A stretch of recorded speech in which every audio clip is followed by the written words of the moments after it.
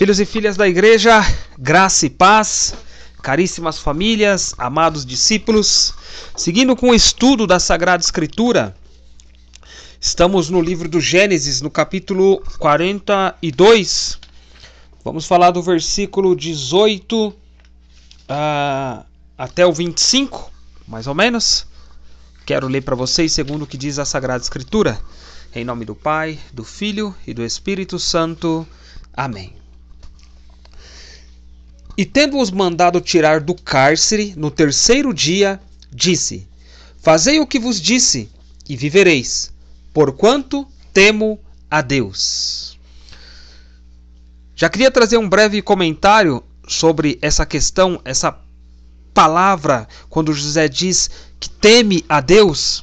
Ou seja, aqui ele deixa claro: não farei nada contrário à justiça ou à boa fé, pois sei que tenho um superior no céu, a quem devo prestar contas. Ou seja, José, ele estava no Egito, ele tinha aprendido os costumes, a cultura egípcia, porém o coração dele ainda estava enraizado em Deus. Assim como José e Maria de Nazaré, quando José, o guarda da mulher e da criança, ao escutar o anjo, vai para a terra do Egito, até para que se cumpra a profecia do Egito, chamei o meu filho, diz o Senhor. Eles vão para a terra do Egito, convivem nessa terra hostil, porém eles estão com o menino Deus, eles estão com Deus. E isso faz com que os ídolos caiam por terra. No mesmo segmento, no mesmo sentido, melhor dizendo, o coração de José está enraizado em Deus. Isso falando de José do Egito. O coração dele está enraizado em Deus, porque ele faz parte do povo hebreu. Ele é um dos 12 patriarcas, filhos de Jacó, chamado Israel. Compreende? Então, por mais que ele estava numa terra também hostil a ele, mas claro que o Senhor o abençoou para que ele fosse o primeiro ministro daquela terra, ainda assim ele não se esqueceu de onde ele veio e a qual Deus ele servia, que era o Senhor Deus de Israel, o Senhor Deus dos exércitos, o poderoso Deus dos exércitos. Amém? Então, por isso ele diz isso: porquanto temo a Deus.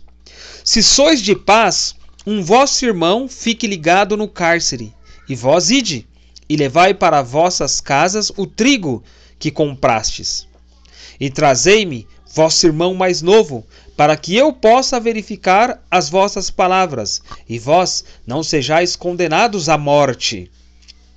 Eles fizeram como José lhes tinha dito, e disseram uns para os outros: justamente, sofremos estas coisas, porque pecamos contra o nosso irmão, vendo a angústia do seu coração quando nos suplicava, e nós o não atendemos, por isso veio sobre nós essa tribulação. Rúben, um deles, disse: porventura, não vos disse eu, não pequeis contra o menino, e vós não me ouvistes? Eis que se requer de nós o seu sangue. Ora, eles não sabiam que José os entendia, porque lhes falava por intérprete. E José retirou-se um momento e chorou, e voltando, falou com eles. E tendo mandado tomar e ligar Simeão na presença deles, mandou aos oficiais que enchessem os seus sacos de trigo e repusessem o dinheiro de cada um no seu respectivo saco, dando-lhes, além disso, mantimento para o caminho. E assim fizeram. Palavra do Senhor, graças a Deus. Aqui nós entendemos que José, ele repreende, José, ele causa tribulações aos seus irmãos, não porque os odiava, mas de fato, ele estava cansando eles ali com tantas tribulações, a fim de despertar neles uma confissão de seus pecados e a cura do arrependimento. É óbvio, né? A dor do pecado é uma verdadeira confissão, um ato de confissão. É isso que José pretendia despertar no coração dos seus irmãos. E aí sim, ali finalmente, né, digamos assim, que com grande tristeza, eles disseram que sofreram esses males merecidamente, ou seja, eles reconheceram a sua culpa porque eles haviam pecado contra o seu irmão e contra Deus. Então, cuja ali a angústia de coração, eles testemunharam. Olha, que maravilha! José foi esse instrumento para que os irmãos reconhecessem a sua falta e, de fato, tomassem ali a dor dos pecados. Então, digamos que cuja angústia de coração, eles testemunharam como o bem-aventurado José, ele sabia que seus irmãos não podiam ser perdoados de seus pecados de assassinato sem muita penitência, ou seja, sem pagar as penas, né? Uma, duas e uma terceira vez, né?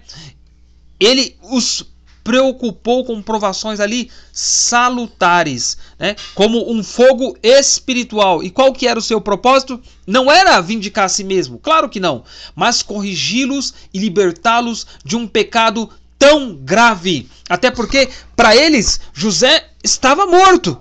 Então, além disso ali, antes de confessarem os seus pecados e consumirem o crime que havia cometido por reprovações mútuas, ele não se fez reconhecer nem lhes deu o beijo da paz.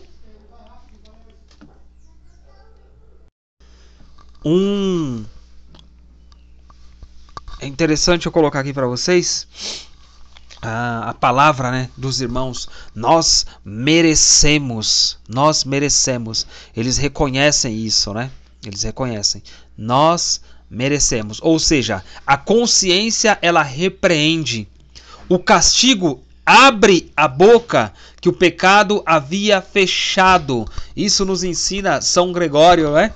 A consciência começa a repreender, então o castigo acaba abrindo a boca que o pecado havia fechado. E olha, é interessante que eles haviam vendido José cerca de 22 anos antes, tá? 22 anos antes. Olha quanto tempo se passou, quanta pena, quanto sofrimento, quanta tribulação, quanta angústia, né? O verme corroendo, o pecado ali cada vez mais fétido no coração deles, porque omitiam-se do Pai, não é mesmo? Mas a consciência repreendeu. No momento oportuno, no momento preparado por Deus, a qual José já estava sendo ali cumprindo, né? Deus já estava cumprindo aquela profecia dada em sonhos. Então, eis que vem a cura também para os irmãos de José. E eu quero encerrar trazendo o comentário de uma pessoa do século do ano de 450, tá? Depois de Cristo, quando ele faz um pequeno comentário referente aos nossos personagens, encontrando Cristo no Antigo Testamento. Então, ele diz assim sobre o versículo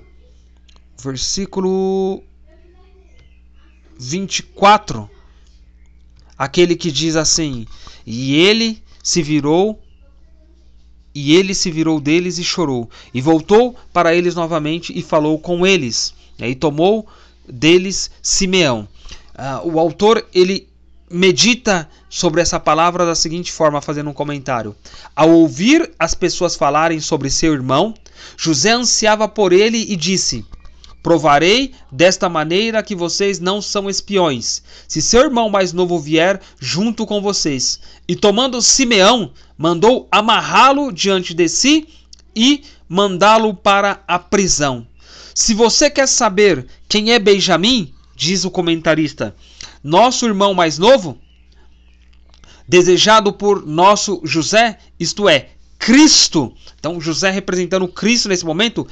Quem é esse irmão mais novo? Ele é Paulo, ex-Saulo, da tribo de Benjamim, de acordo com seu testemunho, que afirma ser o menor entre os apóstolos. Nós falamos um pouco sobre isso.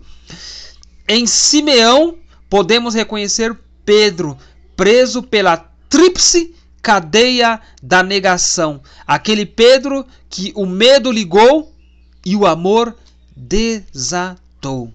Gostaria muito que você pegasse dentro da Sagrada Escritura, procurasse dentro da Sagrada Escritura, aprofundar um pouco sobre a história de Paulo, apóstolo, mas também sobre essa questão da tríplice negação de Pedro, que nega Cristo por 3 vezes, isso profetizado pelo próprio Cristo, mas depois, claro, esse Pedro que o medo, né, o ligou, mas o amor desatou, quando Cristo também diante de Pedro concede-lhe o perdão da cura do homem completo. Por isso, 3 vezes, Pedro, tu me amas?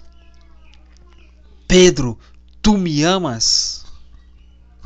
Pedro, tu me amas mais que os outros? Eis o momento da cura para nós também. Então, perdoemos.